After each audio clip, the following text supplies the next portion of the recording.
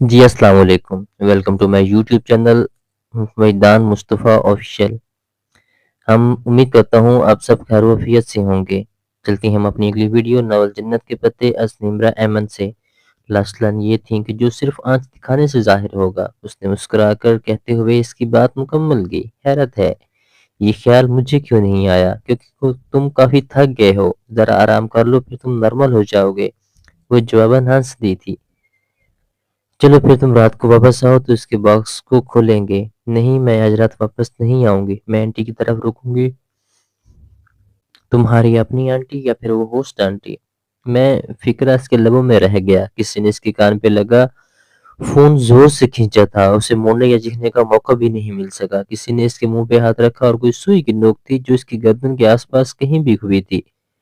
لمحے بھر کا عمل تھا، اس کی آنکھوں کے آگے اندھیرے بادل چھانے لگے۔ وہ چیخنا چاہتی تھی، دل و دماغ کے سن ہونے سے۔ قبل جو آخری بات اس نے سوچی تھی وہ یہ تھی کہ کوئی اسے پیچھے کی طرف گھسیٹ رہا تھا اور پھر ہر طرف اندھیرا تھا۔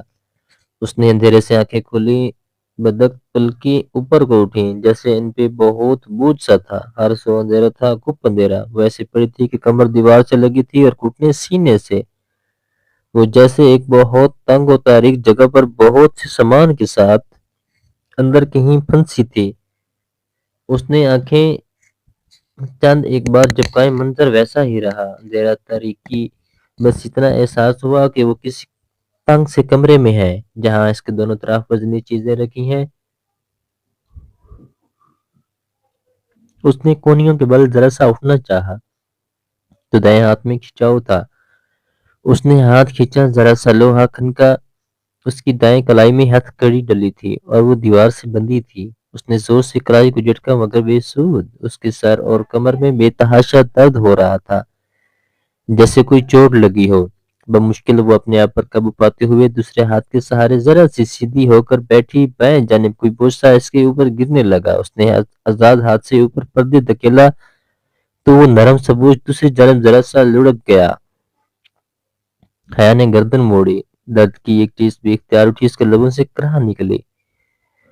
پیچھے دیوار لکڑی کے پھٹوں سے بنی تھی اور پھٹوں میں باریک سی درازیں تھیں۔ اب ذرا آنکھیں اندھیرے کی عادی ہوئیں تو اس نے اس سے نظر آیا۔ ان درزوں سے رات کی تیکی میں سرد روشنی چاک رہی تھی۔ وہ دک چہرہ اس درز کے قریب لائی اور آنکھیں سکیٹ کر جھانکا۔ بہرحال سو سمندر تھا، سیاہ پانی جو رات کے اس پہر زرد روشنیوں میں چمک رہا تھا۔ پل کی روشنیاں، ہاں وہ پل ہی تھا۔ وہ باسفورس کے سمندر پہ بنے اسی پل کے آس پاس ہی کہیں تھی، مگر وہ باسفورس برج نہیں تھا۔ وہ ذرا مختلف لگ رہا تھا، شاید وہ ٹھیک سے دیکھ نہیں پا رہی تھی۔ بائیں طرف موجود بوجھ پھر سے اس پہ لڑکنے لگا۔ اس نے خوف سے اس پردے کو دھکیلا تو اس کا ہاتھ نم ہو گیا۔ شاید وہ ٹھیک سے دیکھ نہیں پا رہی تھی۔ بائیں طرف موجود بوجھ پھر سے اس پہ لڑکنے لگا۔ اس نے خوف سے اسے پردے دھکیلا تو اس کا ہاتھ نم ہو گیا۔ وہ نم ہاتھ چہرے کے قریب لائی اور دور سے آتی روشنی میں دیکھنا چاہا۔ اسے نمی کا رنگ تو نظر نہیں آیا مگر وہ خون تھا۔ وہ متوحش سی ہو کر اپنے کپڑوں پہ رگڑنے لگی۔ اس کا کوٹ اس کے جسم پہ نہیں تھا جو واحد خیال اسے اس وقت آیا تھا۔ وہ بہت تکلیف دہ تھا۔ عبدالرحمن پاشا نے اغوا کروا لیا تھا۔ زور زور سے وہ اپنا ہاتھ سنہری سکوں سے رگڑ رہی تھی۔ جب اس کی انگلیاں ذرا باریک سی چیز سے ٹکرائیں وہ ٹھہر گئی اور اسے ٹٹولا۔ اس کا سنہری کلچ جو فراق کی بیلٹ کے ساتھ تھا اس کے سر میں درد سے ٹھیس اٹھ رہی تھی۔ ذہن میں اپنی پھوپھو کی آخری گفتگو گونج رہی تھی۔ اس نے شام میں انہیں یقین دلایا تھا کہ رات کھانے پر وہ ان کے ساتھ ہوگی۔ اب جانے کون سا وقت تھا، پھوپھو نے اس کا انتظار کیا ہوگا۔ اسے نہ پا کر کیا اس کے ذہن میں آیا ہوگا کہ وہ اغوا ہو گئی ہے۔ اس نے اپنے آزاد ہاتھ میں کلچ کھولا۔ اس کا پتلا سے پاکستانی موبائل فون رکھا تھا، انہوں نے اس کا فون کیوں نہیں لیا؟ وہ سمجھ گئی تھی اس کا تک فون کھینچ کر انہوں نے سمجھا ہوگا کہ وہ اسے رابطے کے ہر ذریعے سے محروم کر چکے ہیں، اور فراق کے ساتھ لتھی کلچ پہ ہم رنگ ہونے کے باعث کسی نے غور نہیں کیا ہوگا۔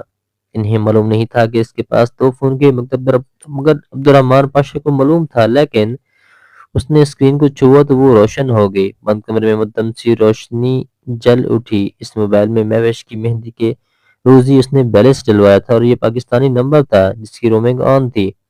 معلوم نہیں کتنے پیسے بچے تھے، ایک کال کے تو ہوں گے۔ اس نے دھڑکتے دل کے ساتھ بیلنس چیک کیا، اس میں اتنے روپے تھے کہ وہ ترکی کسی نمبر پہ 30 سیکنڈ کی کال کر سکتی تھی، بس اتنی سی دیر میں بھی وہ جہاں کو اپنی صورتحال سمجھا سکتی تھی۔ وہ جلدی جلدی فون بک نیچے کرنے لگی۔ جے میں جہاں کا نمبر نہیں تھا، اس نے سی میں دیکھا، وہاں بھی نہیں تھا۔ وہ ذرا حیرت سے سبین پھوپھوں کا نام تلاشنے لی، ان کا نمبر بھی غائب، بس پاکستانی نمبر تھے۔ کیوں؟ اس نے دکھتے سر کے ساتھ سوچنا چاہا، تب ایک جھماکے سے اسے یاد آ گیا کہ یہ پاکستانی موبائل تھا اور ترکی کے سارے نمبر اس نے اپنے ترک فون میں محفوظ کر رکھے تھے۔ اب وہ گھر فون کر کے اپنے اغوا کا نہیں بتا سکتی تھی، اور نہ اتنا بیلنس تھا کہ وہ انہیں فون کر کے جہاں کا نمبر لیتی۔ 30 سیکنڈ کی کال اسے ضائع نہیں کرنی تھی۔ اس نے آنکھیں بند کر کے سر دیوار سے لگا دیا۔ وہ سوچنا چاہتی تھی کہ فرار کا کوئی راستہ، مدد کی کوئی صورتحال۔ تب اس نے لکڑی کی دیوار کے پار وہ آوازیں سنی، عربی میں تیز تیز بولتا ایک آدمی جیسے دور سے چلتا ہوا اسی طرف آ رہا تھا۔ پاشا تمہیں جان سے مار دے گا، اسے علم ہوا کہ تم نے اس کی لڑکی اٹھا لائے ہو، کہ میری جواز روانہ ہو جائے، پھر میں یہاں سے بہت دور چلا جاؤں گا جہاں پاشا کے رشتے بھی نہیں پہنچ سکتے۔ دوسری آواز ذرا جنجلائی ہوئی تھی۔ وہ دونوں اسی دیوار کے پیچھے باتیں کر رہے تھے۔ تم امید کرو اور تم اچھی امید کرو، کیونکہ اگر پاشا کو آوازیں دور جا رہی تھیں، اب وہ مبہم ہو گئی تھی۔ اس نے ان کی باتوں پہ غور کرنا چاہا۔ وہ پاشا کا ذکر کر رہے تھے، کچھ ایسا جو اس کے علم میں نہیں تھا۔ بحری جہاز کی روانگی اور پاشا کی لالمی، تو کیا پاشا کے کہنے پہ اغوا نہیں کی گئی تھی؟ وہ کتنی ہی دیر اپنے درد کرتے سر کے ساتھ سوچنے کی کوشش کرتی رہی، مگر کچھ سمجھ نہیں آ رہا تھا۔ اس نے ہاتھ میں پکڑے فون کو دیکھا، جس فون میں ترکی کا ایک ہی نمبر تھا۔ جب وہ ریسٹورنٹ میں اپنا ترک موبائل چھوڑ کر گئی تھی تو اسے پاکستانی فون پہ پاشا نے کال کیا تھا۔ اس نے وہ نمبر محفوظ نہیں کیا تھا، مگر وہ کال لاگ میں پڑا تھا۔ اس نے کپکپاتی انگلیوں سے لاگ کھولا، وہ خالی تھا۔ صرف ایک کال تھی جو ترک کی آتے ہی ابا نے اس نمبر پہ کی تھی، باقی لاگ ارم نے مٹا دیا تھا۔ اس کا سر گھومنے لگا، ہر طرف اندھیرا تھا، ہر راستہ مسدود، ہر دروازہ بند۔ 30 سیکنڈ کی کال کس کو کرے؟ سارے ایمرجنسی نمبرز ترک فون میں تھے اور ترکی کے دوسرے نمبر اسے زبانی یاد نہیں تھے۔ فون نمبر حیا کو کبھی زبانی یاد نہیں رہتے تھے۔ وہ پھر سے اس پہ لڑکنے لگا۔ اس نے موبائل کی روشنی اس پہ ڈالی اور ایک دم بالکل شل رہ گئی۔ وہ لمبے سنہرے بالوں والی ایک لڑکی تھی جو اس پہ گری تھی اور اس کے منہ اور کندھے سے خون نکل رہا تھا۔ بغیر آستین کی قمیض سے جھلکتے اس کے سنہری بازو پہ کچھ لکھا تھا۔ اس نے پھٹی پھٹی آنکھوں سے اسے دیکھتے ہوئے اس کے بازو پہ موبائل کی روشنی کی، وہاں سیاہ رنگ سے انگریزی میں لکھا تھا نتاشا، شاید اس کا نام تھا۔ اس کے نام کا ایک خوبصورت سا ٹیٹو تھا۔ یہ جلا ہوا کوئی داغ؟ اس نے موبائل کی روشنی ادھر ادھر دوڑائی۔ اس کے چھوٹے سے ڈبے میں ہر طرف لڑکیاں تھیں، ایک دوسرے کے اوپر گری ہوئی، بے ہوش بے ست پڑی۔ کسی کے چہرے پہ نیل تھے تو کسی کے بازوں پہ خراشیں، یہ جمع ہوا خون تھا، خون کی بو، اور سر میں اٹھتا شدید درد۔ اس کا جی ایک دم سے متلانے لگا۔ اسے محسوس ہوا کہ وہ پھر سے ہوش کھو دے گئی۔ اپنے نکارہ فون کو کھلے کلچ میں ڈالتے ہوئے اس کے نگاہ انداز اسے محسوس ہوا وہ پھر سے ہوش کھو دے گئی۔ اپنے نکارہ فون کو کھلے کلچ میں ڈالتے ہوئے اس کی نگاہ اندر پڑے کارڈ پہ پڑی۔ اس نے جلدی سے وہ کارڈ نکالا، اتصالات کا کالنگ کارڈ جو انہوں نے ابو ظہبی میں خریدا تھا، مگر اب وہ بیکار تھا۔ اس نے اندر انگلینڈ ڈال کر ٹٹولا اور پھر یہ تہیہ شدہ کارڈ نکالا۔ کارڈ کو سیدھا کر کے دیکھا، اس نے گھٹنے پہ رکھا اور موبائل کی روشنی اس پہ ڈالی۔ آف وائٹ کارڈ پہ لکھے سیاہ الفاظ روشن ہوئے، شیخ عثمان شبیر۔ نیچے ترک کے 3 نمبر لکھے تھے، آفس کا اور موبائل کا۔ اس کا دل نئی امید سے دھڑکنے لگا۔ اسے ایکسٹینشن یاد نہیں رہی تھی، کوئی تاریخ تھی، کوئی نشان، کوئی مشہور واقعہ۔ اس نے آنکھیں بند کر کے یاد کرنے کی کوشش کی۔ اسے یہ 30 سیکنڈ کی کال ضائع نہیں کرنی تھی، مگر اسے یاد نہیں رہا تھا۔ سر میں اٹھتا درد اپنا قابل برداشت ہوتا جا رہا تھا۔ اس نے آنکھیں کھول کر دوبارہ کارڈ کو دیکھا اور کچھ سوچ کر موبائل نمبر ملایا، فون کان سے لگایا۔ ترک میں ریکارڈنگ چلنے لگی تھی، جس کا مطلب یہ تھا کہ فون بند ہے۔ اس نے ڈوبتے دل کے ساتھ گھر کا نمبر ملایا۔ گھنٹی جاتی رہی، وہ بیچانی سے لب کاٹتی سنیں گئی۔